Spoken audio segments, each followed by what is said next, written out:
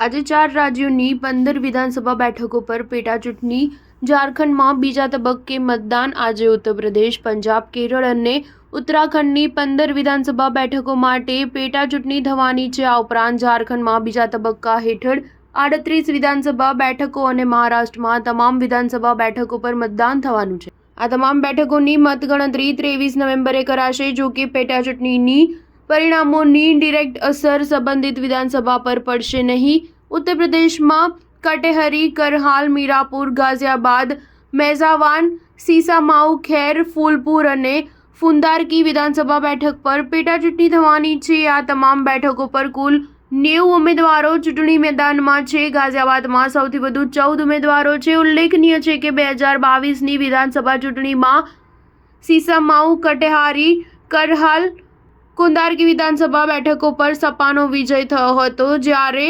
ફૂલપુર, ગાઝિયાબાદ, માઝાવાન અને ખેરમાં ભાજપ તથા મીરાપુરમાં આરએલડીનો વિજય થયો હતો।